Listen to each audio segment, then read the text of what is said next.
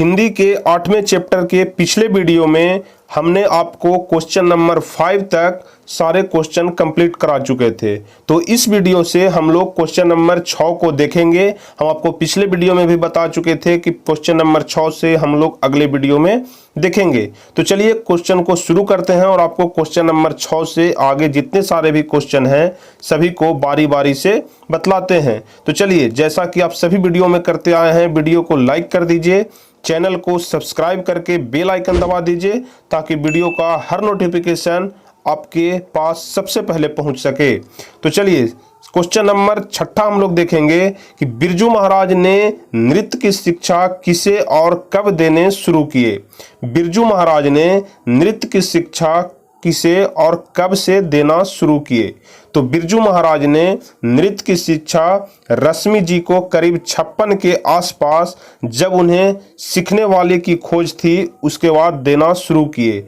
मतलब 56 के आसपास, मतलब 1956 के आसपास रश्मि जी को उस समय नृत्य के सीखने की बहुत ज़्यादा इच्छा थी, नृत्य के शिक्षा सीखने की बहुत ज़्यादा ज़रूरत थी। इसलिए वह अपना गुरु पंडित बिरजू महाराज को बनाते हैं और पंडित बिरजू महाराज से ही नृत्य की शिक्षा सीखने लग जाती है। तो इसलिए इसका आंसर होगा कि बिरजू महाराज ने नृत्य की शिक्षा रश्मि जी को करीब 56 के आसपास, जब उन्हें सीखने वाले की खोज थी उसके बाद देना शुरू किए। उस समय महाराज को सही पात्र की खोज थी। ठीक है, आपको इतना ही आंसर लिखना है कि उस समय महाराज को सही पात्र की खोज थी और वह 56 के आसपास में रश्मि जी को नृत्य की शिक्षा देना शुरू किए। चलिए क्वेश्चन नंबर 7वां देखेंगे। बिरजू महाराज के जीवन में सबसे दुखद समय कब आया, इससे संबंधित प्रसंग का वर्णन कीजिए। क्वेश्चन थोड़ा लंबा है इसलिए डिटेल में इसको लिखना पड़ेगा। क्वेश्चन को ध्यान से समझिएगा। क्वेश्चन कह रहा है कि बिरजू महाराज के जीवन में सबसे दुखद समय कब आया। तो देखिए, जब महाराज जी के बाबूजी की मृत्यु हो गई तब उनके लिए बहुत दुखदाई समय व्यतीत हुआ। जब उनके बाबूजी मतलब पंडित बिरजू महाराज के पिताजी की मृत्यु हो गई तब उनके लिए सबसे ज्यादा दुखदाई समय आया। घर में इतना भी पैसा नहीं था कि वह अपने बाबूजी का दसवां कर सके। इन्होंने 10 दिन के अंदर 2 प्रोग्राम किए। एक तरफ उनके बाबूजी की मृत्यु हो गई थी और दूसरी तरफ उनकी क्रियाक्रम करने के लिए यह प्रोग्राम कर रहे थे कि जिससे कुछ पैसे जमा हो जाएं और वह अपने पिताजी का श्राद्ध कर्म कर सकें। उसके लिए वह 10 दिन के अंदर 2 प्रोग्राम किए। उन 2 प्रोग्राम से 500 रुपये इकट्ठे हुए, तब 10वां और 13 की पूरी प्रक्रिया समाप्त हुई। मतलब वह 2 प्रोग्राम किए जिससे उनको 500 रुपया मिला। उसके बाद ही इनके बाबूजी की 10वां का काम हो सका। तो अब 7वें नंबर क्वेश्चन के बाद हम लोग देखेंगे 8वां नंबर क्वेश्चन। तो 8वां नंबर क्वेश्चन कहता है कि शंभू महाराज के साथ बिरजू महाराज के संबंध में प्रकाश डालिए कि शंभू महाराज के साथ बिरजू महाराज का कैसा संबंध था। तो देखिए, शंभू महाराज के साथ बिरजू महाराज बचपन में नाचा करते थे। आगे भारतीय कला केंद्र में उनका साधिन्य मिला। शंभू महाराज के साथ सहायक रहकर कला के क्षेत्र में विकास किया। यहाँ पर बिरजू महाराज के बारे में बताया जा रहा है कि वह शंभू महाराज के साथ बचपन में नाचे थे। उनके साथ वह रहकर कला के क्षेत्र में आगे बढ़े, मतलब कला के क्षेत्र में विकास किए। शंभू महाराज कौन थे? तो शंभू महाराज उनके चाचा जी थे। बचपन से महाराज को उनका मार्गदर्शन मिला। ये देखिए, यहाँ पर जो महाराज जी बोला जा रहा है, यहाँ पर महाराज पंडित बिरजू महाराज को ही बोला जाता है। तो उनके चाचा के बारे में यहाँ पर लिखते हुए वह कहते हैं कि बचपन से ही महाराज को उनके चाचा जी का मार्गदर्शन मिला। चलिए 9वां नंबर क्वेश्चन हम लोग देखेंगे कि कलकत्ते के दर्शकों की प्रशंसा का बिरजू महाराज के नृतक जीवन पर क्या प्रभाव पड़ा। हम आपको कहानी के सारांश में भी बता चुके हैं कि जब पंडित बिरजू महाराज कलकत्ता में नाचे उसके बाद उनकी बहुत नाम हुई। उनका नाम पेपर में छपा, अखबार में छपा। इसके बाद से वह विदेश में भी नाचने जाने लगे। तो इसी बात को यहाँ पर लिखना है। तो देखिए, इसका उत्तर होगा कि कलकत्ते के एक कॉन्फ्रेंस में महाराज जी नाचे। उस नाच की कलकत्ते के श्रोताओं दर्शकों ने इतना पसंद किया कि तमाम अखबारों में छा गए। अब आपको कहानी के सारांश में भी इस बात को बता चुके हैं कि कलकत्ता के जब वह एक प्रेस कॉन्फ्रेंस में नाचे, उसके बाद कलकत्ता के दर्शकों ने उन्हें इतना पसंद किया कि वह तमाम अखबारों में छा गए। वहीं से उनके जीवन में एक नया मोड़ आया। उस समय से निरंतर आगे बढ़ते गए। ठीक है, उस समय से वह निरंतर आगे बढ़ते गए और उसके बाद से तो वह देश क्या विदेश में भी जाकर के नाचना शुरू कर दिए। चलिए क्वेश्चन नंबर 10वां देखेंगे। संगीत भारती में बिरजू महाराज की दिनचर्या क्या थी? तो देखिए इसका जवाब होगा कि संगीत भारती में प्रारंभ में 250 रुपये मिलते थे। उस समय दरियागंज में रहते थे। वहां से प्रत्येक दिन 5 या 9 नंबर का बस पकड़कर संगीत भारती पहुंचते थे। यहाँ पर बिरजू महाराज कह रहे हैं कि संगीत भारती में जब मैं शुरू में काम करता था तो वहाँ मुझे 250 रुपये मिलते थे। उस समय वह दरियागंज में रहते थे और वहाँ से 5 नंबर या 9 नंबर का बस पकड़कर वह संगीत भारतीय जाते थे। संगीत भारतीय में इन्हें प्रदर्शन का अवसर कम मिलता था। अंततः दुखी होकर नौकरी छोड़ दी। आपको हम बताए थे कहानी के सारांश में या फिर क्वेश्चन में कि वह हनुमान जी के पास प्रसाद चढ़ाने गए जब उनकी नौकरी छूटी, इसलिए वह इतना खुश थे क्योंकि वहां उनको प्रदर्शन का अवसर कम मिलता था, मतलब नाचने का अवसर कम दिया जाता था। इसलिए जब वह दुखी होकर नौकरी छोड़ दिए, उसके बाद वह हनुमान जी के पास जाकर के प्रसाद चढ़ाए थे। चलिए 10वां नंबर क्वेश्चन का आंसर हो गया। अब हम लोग देखेंगे 11 नंबर क्वेश्चन। बिरजू महाराज कौन कौन से वाद्य यंत्र बजाते थे? मतलब कौन कौन से यंत्र वह बजाते थे? तो बिरजू महाराज सितार, गिटार, हारमोनियम, बांसुरी, तबला और सरोद बजाते थे। ठीक है, ध्यान रखिएगा, यह क्वेश्चन इंपॉर्टेंट है, एग्जाम में पूछा भी जाता है कि बिरजू महाराज कौन कौन से वाद्य यंत्र बजाते थे। तो इसका जवाब होगा कि बिरजू महाराज सितार, गिटार, हारमोनियम, बांसुरी, तबला और सरोद बजाते थे। अब 12 नंबर क्वेश्चन हम लोग देखेंगे। अपने विवाह के बारे में बिरजू महाराज क्या बताते हैं? अपने विवाह के बारे में बिरजू महाराज क्या बताते हैं? तो बिरजू महाराज की शादी 18 साल की उम्र में हो गई थी। जैसा कि हम आपको ऊपर लेखक के परिचय में भी बताए कि उनकी शादी 18 साल की उम्र में हो गई थी। उस समय विवाह करना महाराज जी अपनी गलती मानते हैं, लेकिन बाबूजी की मृत्यु के बाद मां ने घबराकर जल्दी से शादी कर दी। जब उनके पिताजी की मृत्यु हो गई तो बिरजू महाराज के माताजी ने घबराकर जल्दी से बिरजू महाराज की शादी कर दिए, सिर्फ 18 साल की उम्र में ही।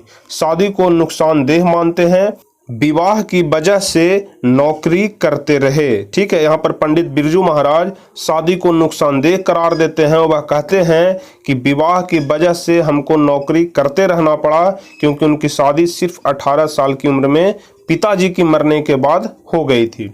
चलिए क्वेश्चन नंबर 13 देखेंगे। बिरजू महाराज की अपने शागिर्दों के बारे में क्या राय है? ठीक है, बिरजू महाराज को अपने शागिर्दों के बारे में क्या राय है? देखिए, बिरजू महाराज अपने शिष्य रश्मि वाजपेयी को अपना शागिर्द बताते हैं। वह उन्हें शाश्वती कहते हैं। इसके साथ ही वेरोनिक, फिलिप, मैकलिन, टॉक, तीरथ प्रताप, प्रदीप, दुर्गा इत्यादि को प्रमुख शागिर्द बताए हैं। यहाँ पर कुछ नाम दिया गया है जिसे आप ध्यान से याद रखिएगा। उसके बाद वह कहते हैं कि वे लोग तरक्की कर रहे हैं, प्रगतिशील बने हुए हैं, इनकी भी चर्चा किए हैं। ठीक है, तो यहाँ पर बिरजू महाराज के कुछ शागिर्द हैं, उनके बारे में इस क्वेश्चन में लिखा गया है कि सबसे पहले वह रश्मि वाजपेयी को अपना शागिर्द बताते हैं, उन्हें वह शाश्वती भी कहते हैं। इसके बाद वह बैरोनिक को, फिलिप को, मैकलिन को, टॉक को, तीरथ प्रताप, प्रदीप को, दुर्गा इत्यादि को वह अपना शागिर्द बतलाते हैं। चलिए क्वेश्चन नंबर 14 हम लोग देखेंगे जिसमें कि आपको व्याख्या करना है। चलिए व्याख्या में सबसे पहला नंबर कह रहा है कि 500 रुपये देकर मैंने गंडा बंधवाया। इसी सेंटेंस का, इसी वाक्य का आपको यहाँ पर व्याख्या करना है कि 500 रुपये देकर मैंने गंडा बंधवाया। तो चलिए सबसे पहले हम आपको, जैसा कि हर एक चैप्टर में बताते आए हैं कि अगर व्याख्या करने के लिए पूछे तो सबसे पहले आपको लिखना है कि प्रस्तुत सुललित, सारगर्भित एवं मार्मिक पंक्तियां हमारे हिंदी पाठ्य पुस्तक गोधूली भाग 1 के शीर्षक जित जित मैं निरखत हूं से ली गई है। इस पंक्ति का संबंध बिरजू महाराज से है। इतना आपको सबसे पहले सबसे ऊपर में ही लिखना पड़ेगा। बिरजू महाराज को शिक्षा उनके पिताजी से ही मिली थी, वहीं उनके आरंभिक गुरु थे। गुरु दक्षिणा में पिताजी ने अम्मा से कहा कि जब तक तुम्हारा लड़का नजराना यानी गुरु दक्षिणा नहीं देगा तब तक मैं उसे गंडा नहीं बांधूंगा। उनके पिताजी उनके अम्मा जी से कहते हैं, या फिर आप कह सकते हैं कि उनके गुरुजी उनके अम्मा जी से कहते हैं कि जब तक तुम्हारा लड़का नजराना यानी गुरु दक्षिणा नहीं देगा तब तक मैं उसे गंडा नहीं बांधूंगा। बिरजू जी को 500 रुपए के 2 प्रोग्राम मिले थे। जब बिरजू जी ने 500 रुपए पिताजी को दिया तभी पिताजी ने गंडा बांधा। उन्होंने कहा कि यह मेरी दक्षिणा है, अतः इनमें से एक भी पैसा नहीं दूंगा। मैं इसका गुरु हूं और इसने नजराना मुझे दिया है। मैं इसका गुरु हूं और इसने मुझे नजराना दिया है। तब 500 रुपये देकर बिरजू जी ने अपने पिताजी से गंडा बंधवाया। चलिए इसके आगे हम लोग देखेंगे कि इन पंक्तियों से आशय यह झलकता है कि गुरु शिष्य की परंपरा बहुत बड़ी पवित्र परंपरा है, इसकी मर्यादा रखनी चाहिए।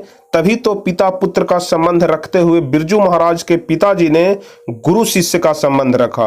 यहाँ पर गुरु और शिष्य की मर्यादा को यहाँ पर लिखते हुए कहते हैं कि उनके पास पिता और पुत्र का संबंध था, उसके बाद भी वह गुरु और शिष्य का संबंध रखा, पिता पुत्र का नहीं। गुरु दक्षिणा में 500 रुपये लेकर ही गंडा बांधा। इस प्रकार गुरु की महिमा बड़ी है, मर्यादा युक्त है, इसकी रक्षा करनी चाहिए। चलिए अब हम लोग अगला नंबर क्वेश्चन देखेंगे जिसमें व्याख्या करना है कि मैं कोई चीज चुराता नहीं हूं कि अपने बेटे के लिए ये रखना है, उसको सिखाना है। चलिए तो यह जो वाक्य दिया हुआ है इसी का आपको व्याख्या करना है। तो फिर से हम लोग लिखेंगे कि प्रस्तुत सुललित सारगर्भित एवं मार्मिक पंक्तियां हमारे हिंदी पाठ्य पुस्तक गोधूली भाग 1 के शीर्षक जित जित मैं निरखत हूं से ली गई है। यह पंक्ति बिरजू महाराज से संबंधित है और इन पंक्तियों के माध्यम से वह बताना चाहते हैं कि जब बिरजू जी किसी को नृत्य सिखाते थे तो कोई भी कला चुराते नहीं थे, यानी लड़का या लड़की का भेदभाव नहीं रखते थे, समान व्यवहार और समान शिक्षा देते थे। यह नहीं कि किसी को किसी भाववास कुछ सिखाया और कुछ चुरा लिया। चुरा लिया कहने का मतलब कुछ छिपाया और कुछ उसको सिखाया। अपने बेटे और अन्य शिष्यों में भी कोई भेदभाव नहीं रखते थे। उनकी शिष्यों के प्रति उदार भावना थी और भीतर मन में किसी भी प्रकार की कलुषित भावना नहीं थी। उनमें यह भेद नहीं था कि बेटे के लिए अच्छी चीज़ों को चुरा कर रखना है और दूसरी को आधी अधूरी शिक्षा देनी है। मतलब यहाँ बिरजू महाराज के बारे में बतलाया जा रहा है कि वह बिल्कुल साफ मन के थे, साफ स्वभाव के थे।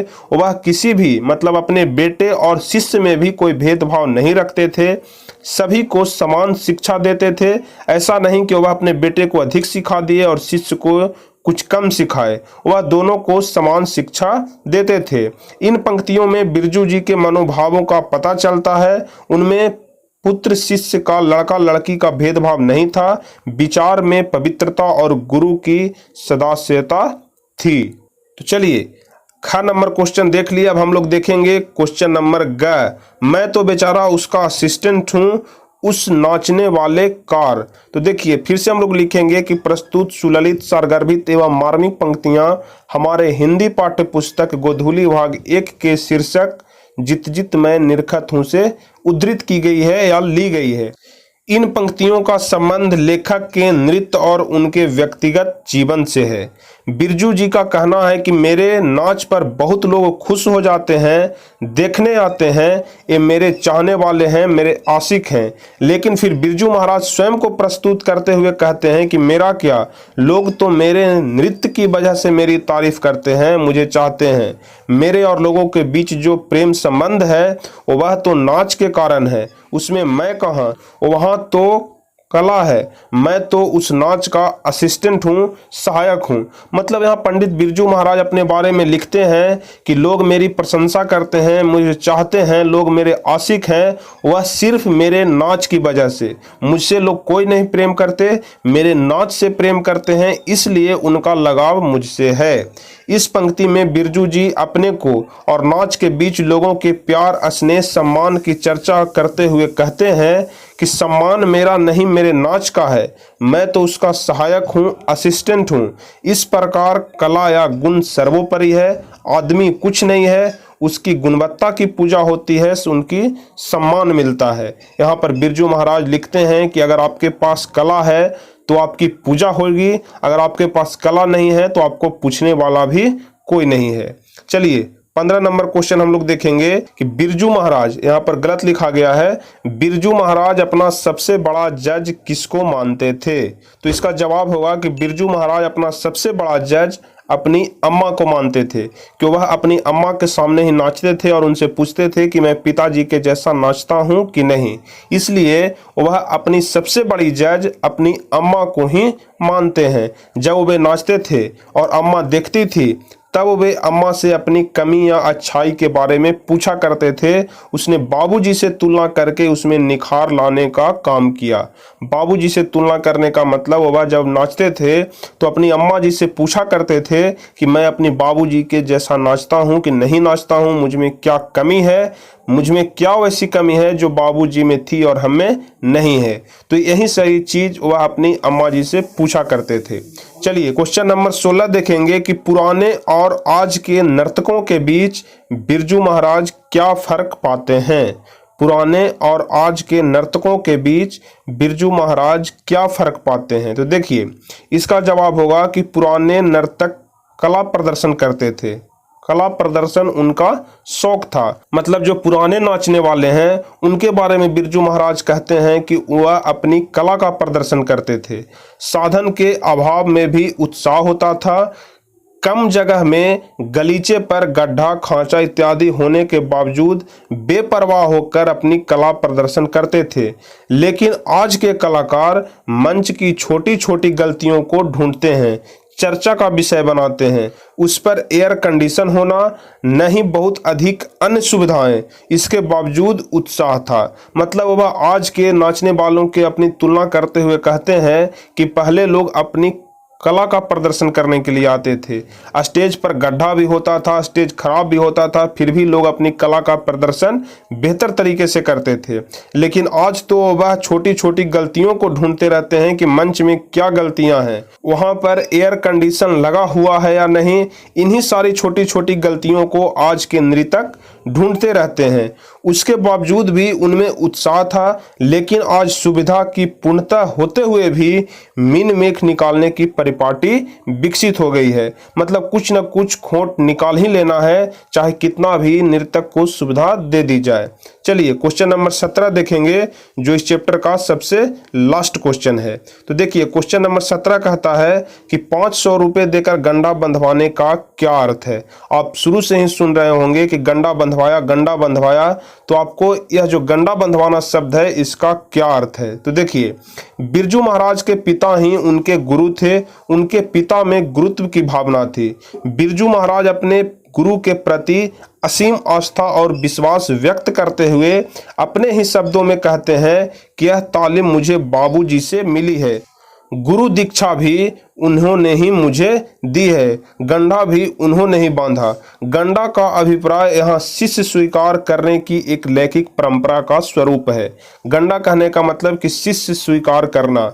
जिस प्रकार से उनके पिताजी, उनके गुरुजी बिरजू महाराज को गंडा बांधा यानी कि शिष्य स्वीकार किया, इसी बात को यहाँ पर गंडा बांधना कहते हैं। जब बिरजू महाराज के पिता उन्हें शिष्य स्वीकार कर लिए तो बिरजू महाराज ने गुरु दक्षिणा के रूप में अपनी कमाई का 500 रुपये दिए। ठीक है, जब वह बिरजू महाराज को अपना शिष्य स्वीकार कर लिए उसके बाद वह गुरु दक्षिणा के रूप में अपने गुरु जी को 500 रुपये दिए। चलिए क्वेश्चन नंबर 17 भी आपका यहाँ पर समाप्त हो गया और इसी के साथ आपका यह चैप्टर भी समाप्त हो गया। अब अगले वीडियो में हम लोग इस चैप्टर से संबंधित सारे ऑब्जेक्टिव क्वेश्चन को देखेंगे। अगर इसके बाद भी अगर आपके मन में किसी प्रकार का कोई भी डाउट है तो आप नीचे कमेंट बॉक्स में कमेंट करके आप सीधे हमसे पूछ सकते हैं। तो चलिए फिर मिलेंगे हम आपसे अगले वीडियो में। इस चैप्टर के सारे ऑब्जेक्टिव क्वेश्चन को बताएंगे। तो इस चैप्टर के सारे ऑब्जेक्टिव क्वेश्चन पाने के लिए आप जल्दी से चैनल को सब्सक्राइब करके बेल आइकन दबा दीजिए ताकि अगला वीडियो का नोटिफिकेशन आपके पास पहुंच सके जैसे ही हम वीडियो अपलोड करें। तो चलिए फिर मिलेंगे हम आपसे अगले वीडियो में, तब तक के लिए जय हिंद, धन्यवाद।